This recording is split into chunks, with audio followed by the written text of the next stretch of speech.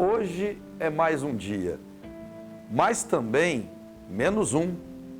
Tudo é um ângulo e todo ângulo é o tudo para alguém. Se aqui estamos num lugar de merecimento. Se não, há que se merecer também a ausência. Contudo, a viagem pode ser um instante, no mesmo instante em que nada ocorre. Viver é um processo e a vida, projeto do processo. Viver é ar, vida é movimento e eu e você, ventilador.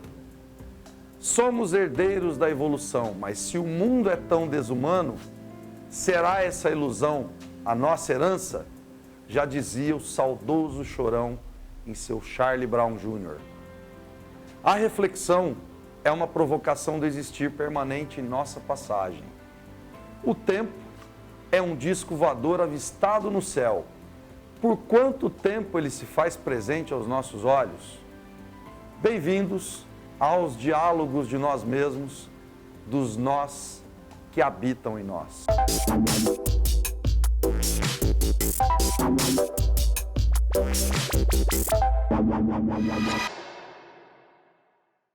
No programa de estreia, Gustavo, o Lepe, Gustavo Lepe, meu amigo fraterno, meu grande irmão, uma pessoa da qual eu tenho uma grande satisfação de estar aqui diante de você, para que possamos fazer deste eu e você um diálogo de nós mesmos. Eu começo fazendo uma pergunta que talvez eu nunca tenha feito para você até hoje. Quem é Gustavo Lepe?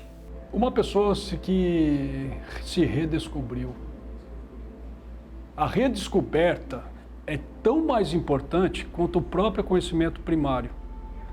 Porque você tem, quando você tem um conhecimento básico, mas o redescobrir é tão mais saboroso quanto o primeiro. Então, além de tudo, é um guerreiro, no bom sentido da palavra, que tudo que faz na vida é uma construção. Então, o que é interessante é assim, na vida você não tem nada pronto, e tudo é daquele que se acha racional, tanto que tem vários escritos que eu questiono a razão, que você já viu alguns. A razão é uma tolice. O ser humano é o único animal que se julga racional. Quando você se julga racional, na totalidade, que me queira bem, Immanuel Kant, onde que ele estiver, pai da razão pura, etc., você já chegou no absoluto e nunca vai chegar no absoluto. A vida não é absoluta, a vida é relativa, a vida é relatividade. A própria relatividade é relativa, não sendo pleonasmo. E dentro disso tudo, aonde existe razão na sua vida, na sua existência, no ser que há em você? Uma eterna reconstrução, um eterno reconhecimento. Em tudo que eu faço, não tem nada pronto. O que eu escrevo, o que eu desenho, não tem nada pronto. A ideia não está pronta. Você imaginava chegar até aqui? Eu sonhava, só que as coisas começaram a acontecer e, de uma certa maneira, não é que me assustaram. É fascinante. Fala, poxa, tudo que eu pensei, do modo como eu pensei, parece que se encaixa. O universo, ele não é absoluto. Você pode ver, vamos tomar por base assim, o sistema solar. O único planeta até então que se tenha notícia de vida como a nós conhecemos é o planeta Terra. Os demais planetas não têm vida. Então, a criação também não é perfeita. Marte era um planeta habitável, entre aspas, possivelmente com vida lá. Hoje não é mais. Tanto que ele é totalmente, estão tentando ir lá e sim, é relativo. Então, a construção da vida é relativa. A imagem que você faz é relativa. Só que se você vai nessa construção, você vai entendendo quem é você, com aquele conhecimento primário, você fala assim, poxa, eu sou tudo isso. Quando aconteceram alguns os fatos na minha vida, aos 9 anos de idade, com o primeiro prêmio de literatura, eu me lembro muito bem disso. Eu estava com meus amigos conversando, criança, 9 anos de idade. Pô, você ganhou, você não ouviu o seu nome? Eu ganhei o quê? Ah lá, você ganhou com o seu poema. Eu falei, eu ganhei. Eu sou um poeta. Isso, com o passar do tempo, com a minha vida, foi uma eterna luta. Porque você vai ter que ir contra uma série de situações psicossociais que a literatura, as artes, numa terra como a nossa, que hoje não é tanto assim, mas no passado seria. Você tem que lutar contra. Lutar mesmo contra a ignorância alheia. Provar que aquilo que você pensa não é errado. E foi. Aí fui fazendo os trabalhos, foram indo, e eu fui me redescobrindo, eu fui vendo quem eu era. Isso já começou a meio que simbolizar uma estratégia de sobrevivência aos 9 anos de idade? Sim. Eu digo mais, nos momentos mais difíceis da minha vida, as artes foram que me socorreram. Por quê? Porque assim, é o canal, todos temos um canal onde você vai tentar buscar algum alicerce. Saíram cada obras que hoje eu lendo, eu falo, poxa, eu fui capaz de fazer isso. Uhum. Não que eu duvide da minha capacidade, mas é tão maravilhoso você se descobrir, poxa, eu fiz. Recentemente eu tive um feedback de alguém que leu esse texto para mim, que foi minha esposa. Eu falei assim, mas fui eu quem fez? Eu falei, mas quem fez esse texto bonito? Eu falei assim, você naquele livro e tal. Mas a gente pode dizer que aquilo que você escreve ou já escreveu representa Sim. você Sim. por completo? Por completo. Tanto que eu tenho várias recordações, até um pouco mais, não indo para o lado religioso, mas falando do lado prático da situação. Eu tenho várias lembranças desde quando eu sou pequeno, desde quando pequeno. Eu desenhava uma cidade chamada Reims, na França, e falava algumas palavras em francês, algumas frases em francês, que ninguém da minha família entendia, com quase 5 anos de idade. E hoje eu não sei onde estão esses desenhos. E depois eu vim a saber que Reims, uma cidade do noroeste da França, onde teve um grande combate na Primeira Guerra Mundial contra a Alemanha, que teve a Guerra das Trincheiras. Com 7, 8 anos eu apresentei esse trabalho para o meu professor de História. E meu professor de História chamou meus pais do colégio. Eles ficaram preocupados com isso? Foi como que esse menino sabe de tudo isso? E com o tempo isso foi se avolumando de uma tal maneira que tudo que eu vou escrevendo, aconteceu. Nós vamos fazer o seguinte, você vai falar um pouco mais disso no segundo bloco do programa. Ok. Nós vamos para o intervalo e a gente volta daqui a pouco.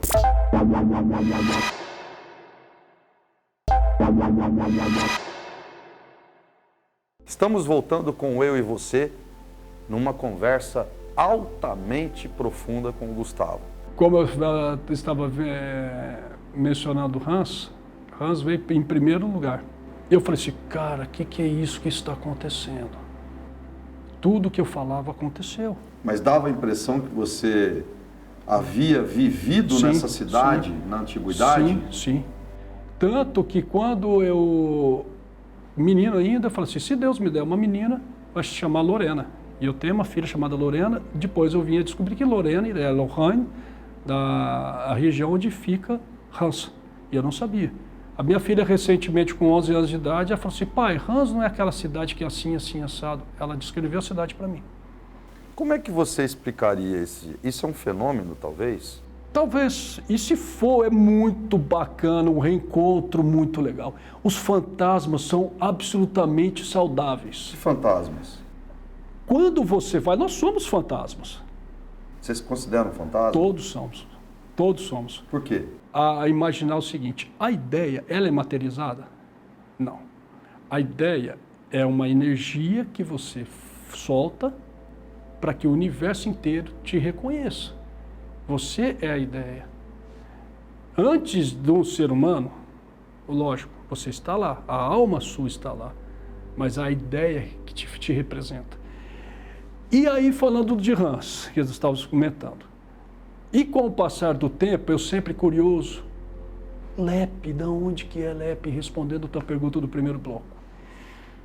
Veio a internet. Em 1992, eu estava em Mogi das Cruzes, a professora, uma conhecida, uma vizinha, falou assim, se vocês, montando a República, Se vocês comprarem essa peça, eu lhes darei todos os livros ali dentro. Eu falei, nossa, perfeito. Fiz uma vaquinha com meu irmão, outra pessoa que morava conosco, compramos. Um livro que ficou nas minhas mãos, Diego Leppe e Vicente Yanez Pinzon, Descobridores do Brasil. Eu levei um choque. Poxa, que é isso? Quer dizer, foi uma surpresa. Foi. Eu falei, que é isso? Aí foi indo, veio a internet, joguei Leppe, apareceu Leppe, a cidade da Espanha, da onde saíram as caravelas para descobrir o Brasil, e Diego Leppe, o descobridor do Brasil. Isso tudo tem a ver com o quem é o Gustavo Leppe? Ótima pergunta. Com tudo isso ocorrendo, eu fui tomando forma no meu papel nesse mundo, que é de passar o conhecimento à frente. De uma forma bacana, saudável, profunda, sim. Muitos dos meus livros, inclusive tem até uma professora, tive uma professora em Mogi das Cruzes que queria levar meu livro para ser estudado na Universidade de São Paulo, que inclusive vai ser será meu próximo livro, Os Pilares de Celso, Os Grandes Pilares de Celso. Mas eu também tenho o lado jornalístico, de falar o fato, de mostrar. E aconteceu, em 2000, com a publicação dos Espanhóis Chegaram Primeiro, que a prefeitura de Leppe, muito gentilmente, me cedeu todo o aparato bibliográfico. Só que assim, foi se aprofundando. Eu falei, poxa, que legal. Então eu fui embaixador, entre aspas, bom sentido da palavra, de vários fatos históricos para levar o conhecimento alheio. Tanto que chegou até o Ministério da Cultura. Não houve prosseguimento disso, mas chegou-se. Não tive retorno, né? Mas assim, há uma discussão. Então, olha que legal. Você vai até alguém e colocar o questionamento. O questionamento é fundamental, Marco. Sem o questionamento não há razão. A razão, como eu disse no início, ela não é absoluta. Porque senão você vai falar assim, poxa, Deus é absoluto. Política é algo absoluto. Tudo é absoluto se você não tomar um cuidado de questionar. Porque nada é perfeito. Não é.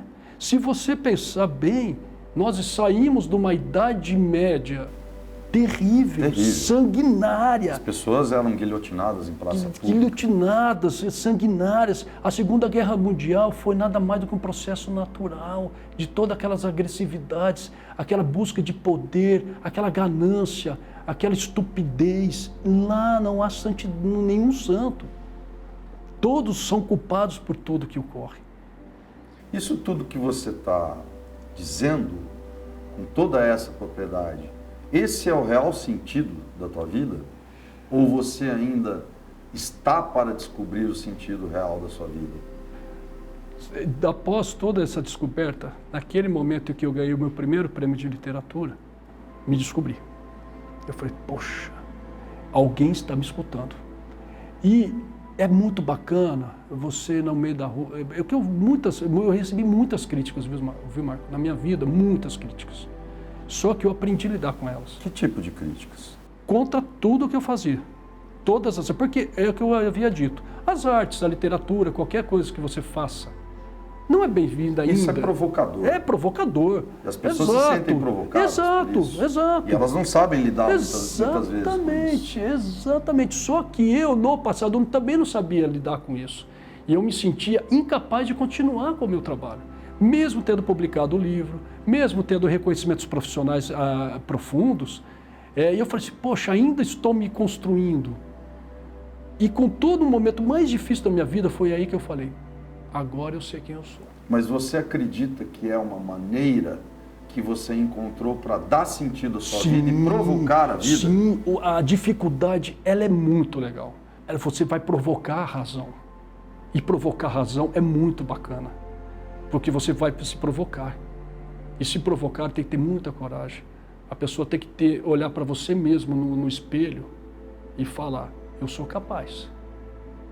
Então todo dia eu estou tentando fazer algo diferente, construindo uma linguagem diferente. Um desenho, por exemplo, no final de semana agora, vou fazer uma série de desenhos e uma série de escritos. É outra expressividade sua, né? E não está nada pronto. Isso que é mágico, isso que é legal, você chocar as pessoas. Mas peraí, você faz dessa maneira, por exemplo, os desenhos. O desenho está lá, eu pego, faço com giz de cera.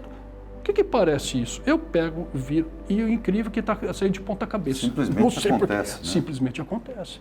Eu fiz recentemente um livro que muito me assustou, no bom sentido da palavra. Eu me imaginei numa cidade, essa cidade existe, o endereço existe, a casa existe, do modo como havia dito, procurei no Google Earth, achei a casa. Não é uma simples coincidência? Não. Você acredita que não seja coincidência?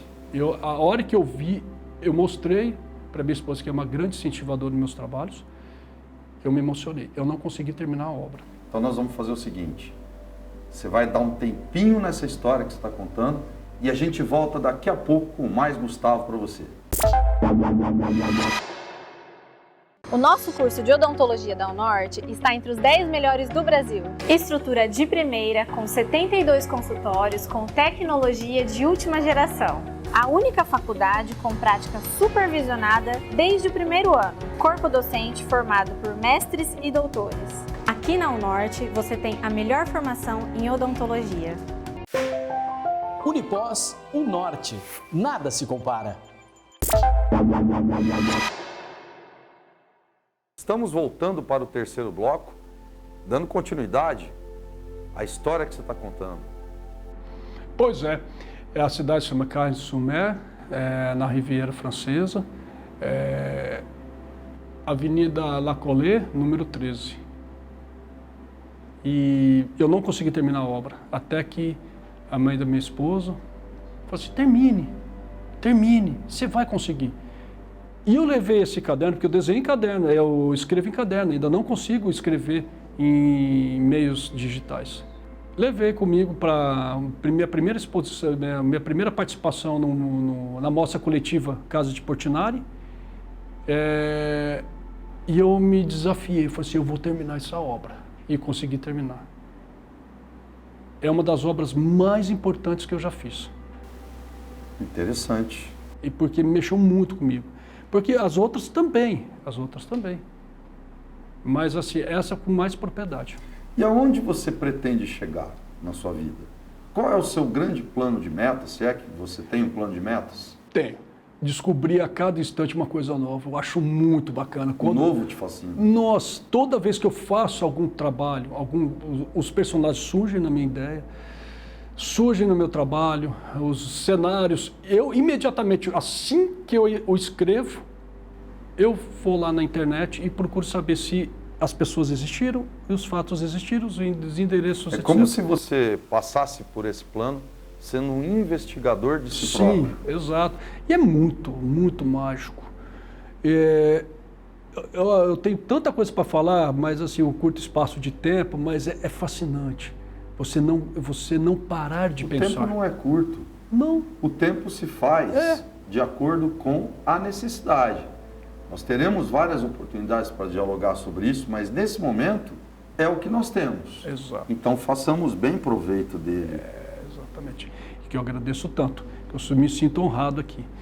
E é muito legal, muito mágico você se desafiar. Muito mágico.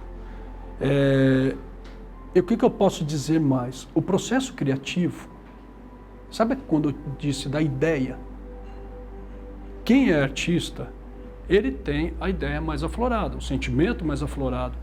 E é onde tem a responsabilidade de mostrar o seu eu. Você tendo o teu cerne, teu interior, você tem. O artista muitas vezes mostra o que ele é de uma forma exacerbada. Muitas vezes você vê um artista que não é compreendido. Você vê um Van Gogh, você vê tantos outros aí que se perderam de não tentar entender como se as pessoas o estão entendendo. Entendi. Me diz uma coisa, você se considera uma pessoa perturbada por algo nessa existência sua? Alguma coisa Eu só tenho que... cria perturbação em você ao ponto de você transformar isso naquilo que você escreve? Não, pelo contrário, tenho incentivo e me sinto entusiasmado a todo instante. Eu estou falando com você aqui, já me surgiram dois contos que eu vou fazer fora os outros 3. Eu já escrevi um livro de 119 páginas em 2 dias. Eu já fiz uma outra obra de 1.111 páginas em uma semana. eu não paro de produzir. Eu adoro fazer.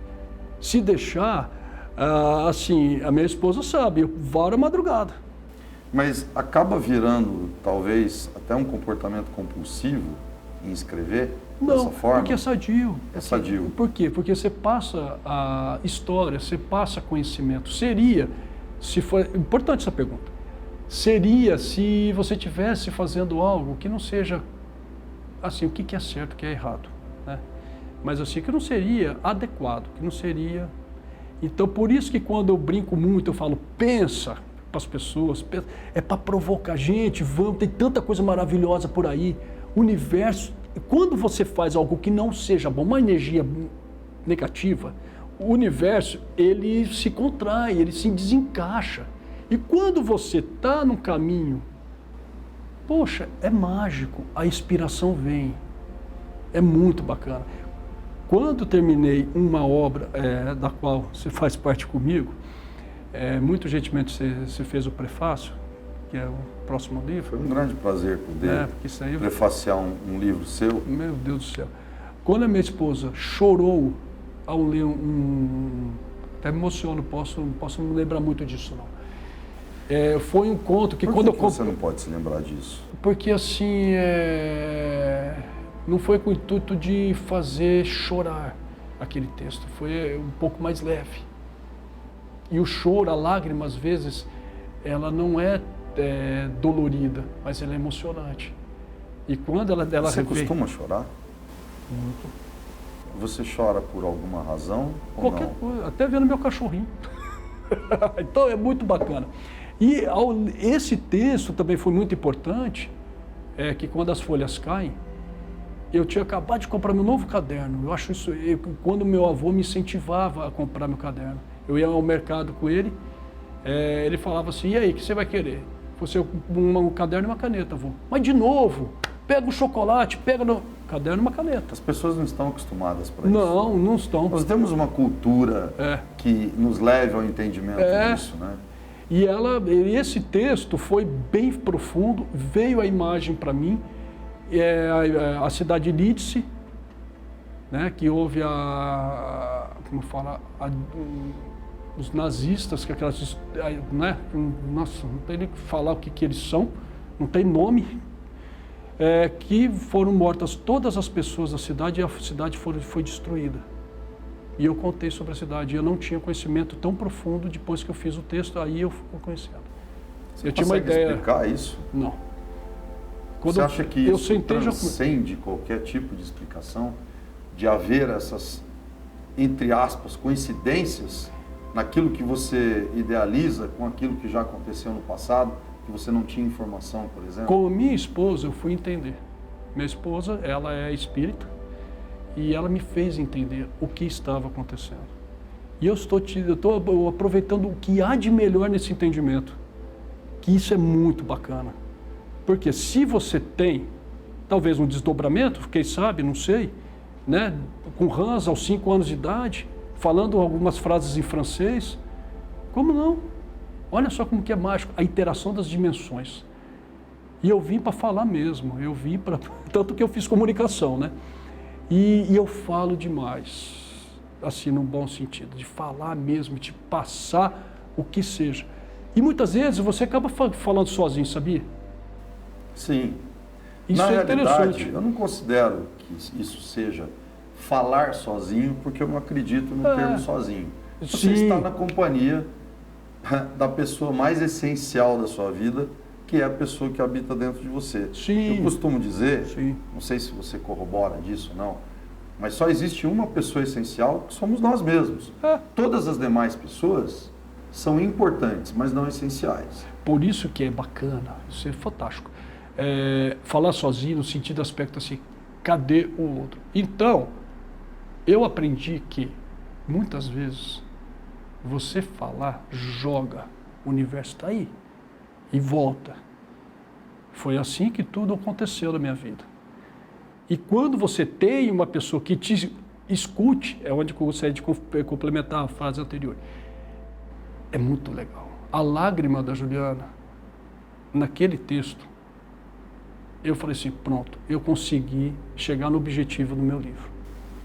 Queria que você, tão preciosamente na sua forma, na sua narrativa, pudesse dar um sentido para esse momento, através de um pensamento, de uma frase ou de uma fala, para tudo o que a gente está dialogando aqui no Eu e Você. A reconstrução traz a surpresa. É igual assim, eu vou fazer um paralelo. Você teve sorte porque trabalhou ou trabalhou porque teve sorte? Isso é fantástico. Não é?